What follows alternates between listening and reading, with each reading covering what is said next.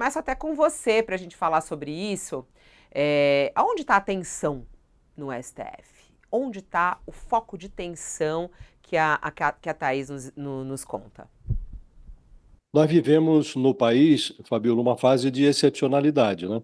O Bolsonaro empurrou o país para a beira de um golpe de Estado, né? Isso unificou o Supremo e foram abafadas as diferenças, tanto no Supremo como no Tribunal Superior Eleitoral. E nos dois casos, no Supremo e no TSE, o Alexandre de Moraes ganhou uma proeminência inusual, muito inusual. À medida que o cenário vai mudando, vai se alterando e o risco democrático vai se atenuando, as diferenças voltam e o questionamento aos procedimentos do Alexandre de Moraes, eles começam a surgir mesmo no Supremo. O 8 de janeiro e os dias que antecederam o quebra-quebra confirmaram que a direita que o Bolsonaro retirou do armário tinha características inéditas. Era arcaica nos modos e revelou-se violenta nos métodos. Um pedaço dessa direita se colocou à disposição para encher acampamentos e para cometer delinquências. Essa atmosfera de anormalidade contribuiu para uma certa normalização de procedimentos que ajudaram a retirar o gênio do Alexandre de Moraes da garrafa ao longo da corrida presidencial de 2022. E à medida que os riscos à democracia se dissipam, certas excepcionalidades já não são vistas como coisas excepcionais, muito boas, que precisam ser mantidas. Então, começam a ser questionadas. Mesmo no Supremo Tribunal Federal, cresce nos bastidores a percepção segundo a qual essa instrumentalização do direito em busca de resultados efetivos, que é a prática associada ao Alexandre de Moraes, é uma exceção que precisa parar em algum momento, antes que se consolide como uma regra que transforma as críticas ao Moraes, xerife geral da República, num processo de questionamento ao próprio Supremo. Então, tirar gênio da garrafa é mais difícil, aliás, é mais fácil do que convencê-los a entrar de volta. Mas o próprio Alexandre de Moraes emite sinais de que ele se convenceu de que precisa refinar procedimentos, selecionar melhor as suas brigas, encaminhar os processos sob a sua relatoria para uma fase de encerramento. O Alexandre de Moraes se absteve de impor sanções cautelares adicionais ao Bolsonaro pelos 2 dias de pernoite pelos 2 pernoites que o Bolsonaro passou ali na Embaixada da Hungria. Era nítida a conveniência de botar uma tornozeleira no Bolsonaro, mas o Alexandre de Moraes não adotou essa prática de não está comprovado aqui que ele foi lá para buscar refúgio, A gente para vai pedir tratar asilo, disso então ainda, vamos. viu, Josias? É, A gente vai tratar desse assunto ainda. é. Vou abrir uma Dias aba antes, exatamente sobre isso. Dias antes, Fabíola, só para encerrar, ele também tinha avalizado, Alexandre de Moraes, a decisão do procurador-geral, Paulo Gonet, que em vez de denunciar o Bolsonaro, no caso das joias, houve um indiciamento da Polícia Federal, ele pediu diligências complementares. E o Alexandre de Moraes avalizou esse comportamento do procurador-geral. Então, ele parece se dar conta de que também está sujeito à condição humana.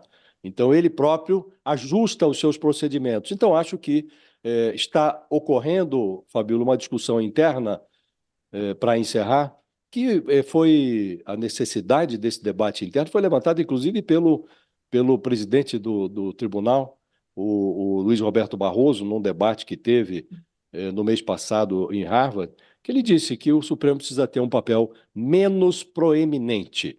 Acho que eles estão se convencendo disso. As pessoas vão analisando aqui a postura do Moraes e todo esse bastidor relacionado ao Moraes e o Supremo Tribunal Federal. A gente perdeu a conexão com o Sakamoto? Ah, tá aqui, ó. Eu tô Eu aqui. falei, eu falei, cadê Sakamoto? Voltou, deu um pisca aqui, mas voltou. O Sakamoto aqui, ó. O Cláudio fala, olha, na verdade, o Moraes está um pouco com medo agora de prender Bolsonaro, porque a situação pode ficar complicada para ele. ele está sendo muito pressionado, e as pessoas entendendo aqui que Moraes começa a ser um pouco mais pressionado, e até mesmo pelo Supremo Tribunal Federal, que é um pouco do que traz a matéria aí da Thaís em relação aos bastidores. Como é que você tem analisado, o Sakamoto, esse movimento agora, que não parte apenas dos bolsonaristas, né, em relação a Alexandre de Moraes? O que está acontecendo? Olha, Fabiola, eu acho que está acontecendo um processo de reacomodação, um processo até natural de reacomodação, né? O ministro Alexandre de Moraes teve um papel fundamental no processo de resistência e de defesa da democracia, né? No seu momento mais agudo, né? Ele assumiu, né, uma posição que, sinceramente, nenhum outro ministro do Supremo Tribunal Federal assumiria, né? Se fosse outro nome, talvez a democracia brasileira teria sucumbido, porque a pessoa faria notas de repúdio ao invés de tomar decisões, né? Tem um perfil dentro do Supremo Tribunal Federal que é baseado na nota de repúdio, né? A pessoa, isso dá nojinho, né? Porque isso aqui está muito além daquilo que está muito aquém daquilo que a gente considera decente democraticamente. Nota de repúdio, como se nota de repúdio resolvesse alguma coisa nessa vida para além da autoafirmação do ego de quem escreve. Então, o que acontece no final das contas é que a gente teve um momento duro, né? Medidas duras foram tomadas no sentido de resistência à democracia. A gente estava numa situação que era extremamente incomum, porque o Procurador-Geral da República, que teria a função de representar o interesse da população, o interesse da democracia, representando o presidente Jair Bolsonaro, representando os seus, e eu não digo apenas nas tentativas de golpe de Estado, mas na própria pandemia que ceifou mais de 700 mil vidas, né? Ou seja, todo um processo necropolítico que o Brasil ficou afundado durante anos, o Procurador-Geral da República, o senhor Augusto Aras, na verdade, serviu como fiel escudeiro do então presidente da República, né? Houve uma distorção.